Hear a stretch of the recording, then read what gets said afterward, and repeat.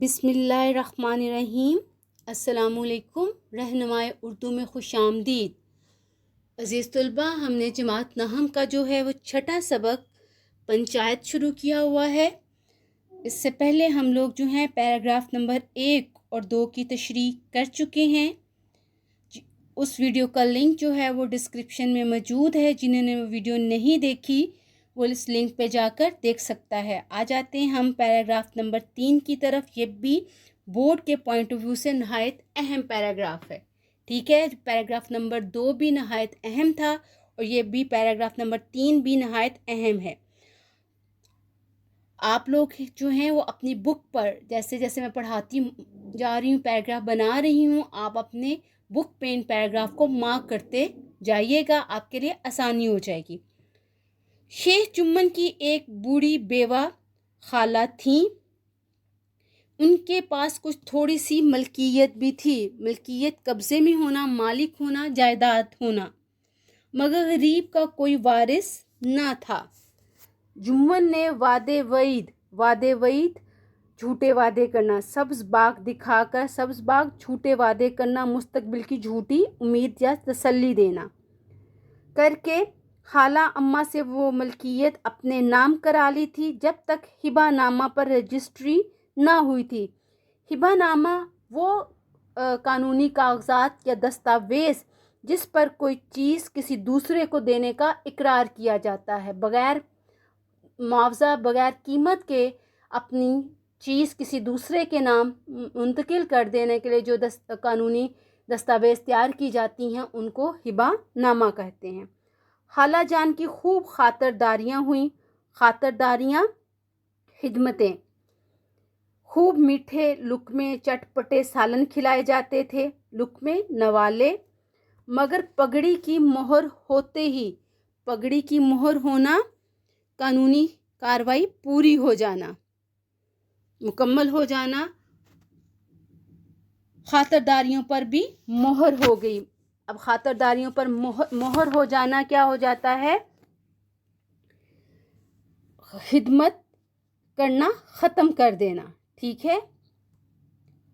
جمن کی اہلیہ بی فہمین نے رفتہ رفتہ آہستہ آہستہ، یہ امپورٹنٹ MCQ ہو جائے گا کہ جو ہے شیخ جمن کی بیوی کا نام کیا تھا؟ بی فہمین نے رفتہ رفتہ آہستہ آہستہ سالن کی مقدار روٹیوں سے کم کر دی۔ کچھ دنوں تک تو خالہ نے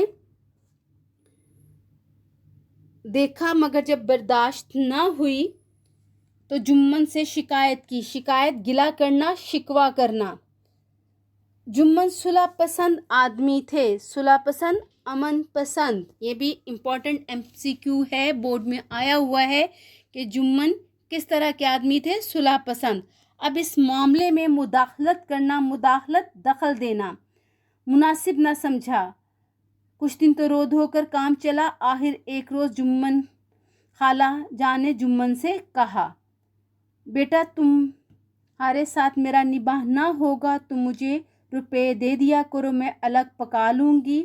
جمن نے بے اعتنائی سے جواب دیا، روپیہ کیا یہاں پھلتا ہے؟ پھلتا درختوں کے ساتھ لگتا ہے، ٹھیک ہے۔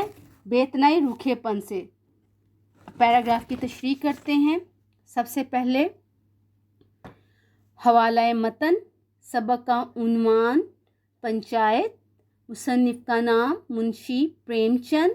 سیکنڈ ہیڈنگ ہماری آ جاتی ہے حل لغت یا خط کشیدہ الفاظ کے معنی، کٹ مارکر کے ساتھ پرومیننٹ کر کے ہم لکھیں گے، پھر نیچے کالم بنائیں گے، الفاظ معنی اور مشکل الفاظ کے معنی تحریر کریں گے۔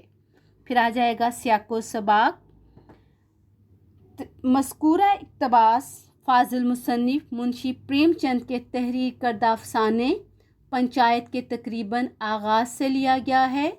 تشریح طلب اقتباس سے پہلے بتایا گیا ہے کہ شیخ جمعراتی نے شیخ جمن پر نہایت سختی کر کے اس کی تعلیم و تربیت کی۔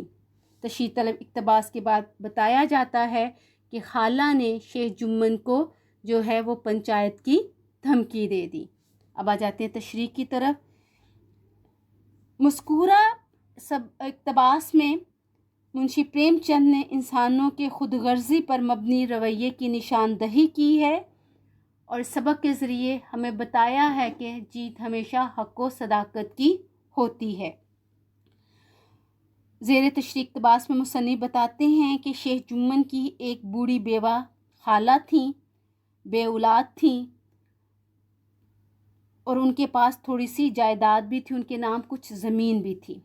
بدقسمتی سے جو ہے ان کا کوئی وارث بھی نہ تھا، بیوہ بھی تھیں، وارث بھی کوئی نہیں تھا، بہت ہی بے بس خاتون تھیں۔ جمن نے جو ہے لالچ میں آ کر خالہ کے ساتھ جو ہے جھوٹے وعدے کیے اور وہ زمین جو ہے وہ اپنے نام کرا لی۔ جب تک زمین خالہ کے جمن کے نام نہیں ہوئی تھی اس تک خالہ کا جو ہے وہ بہت ہی خدمت کی گئی، خالہ کا ہر طرح سے خیال رکھا گیا۔ جمن نے واقعتاً ان کا بیٹا بن کے دکھایا اور خالہ جو ہے وہ مطمئن ہو گئی کہ میرے بڑھاپے کا سہارا شیخ جمن ہے۔ پہلے خالہ نے اس کے نام ہبہ نامہ تحریر کر دیا، اب اس کا اگلا مقصد رجسٹری کی مہر تھی۔ ہبہ نامہ پر رجسٹری کی مہر لگوانے کے لیے شیخ جمن نے خالہ کی بے حد خدمت کی۔ اتنا کوئی سگا بیٹا بھی جو ہے اپنی ماں کی خدمت نہیں کرتا جتنی جو ہے وہ شیخ جمن نے کی۔ کبھی میٹھے اور کبھی چٹپٹے سالن خالہ کے نام کے لیے بن رہے ہیں، خوب خاطرداریاں ہو گئی ہیں، مگر اس کے بعد کیا ہوا کہ جیسے ہی رجسٹری کی مہر ہوئی خالہ کی خاطرداریوں پر بھی مہر لگ گئی۔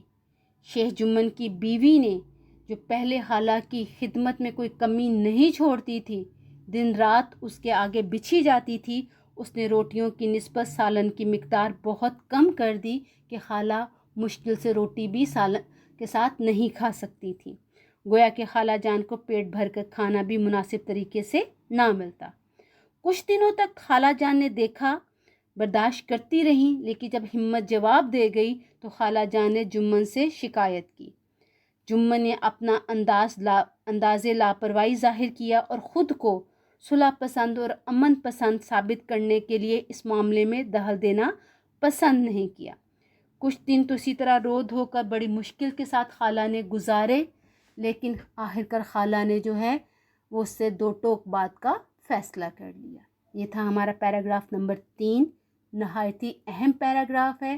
بورڈ کے پوائنٹ آف ویو سے یہ سبق بہت ہی امپورٹنٹ ہے، اس کا خلاصہ، سوال جواب اور پیراگرافس، اس لیے جو ہے ویڈیوز کو جو ہے وہ مکمل دیکھیے گا، غور سے سنیے گا اور اس لیسن کو تیار کر لیجیے گا، پریکٹس کیجیے تاکہ آپ کو تشریح کرنا جو ہے وہ آپ کے لیے آسان ہوتا چلا جائے۔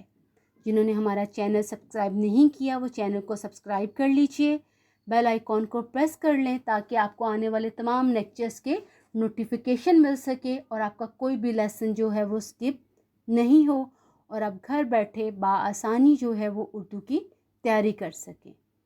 رہنمائی اردو کے ساتھ جڑے رہیے، کامیابیاں سمیٹیے۔ اللہ حافظ۔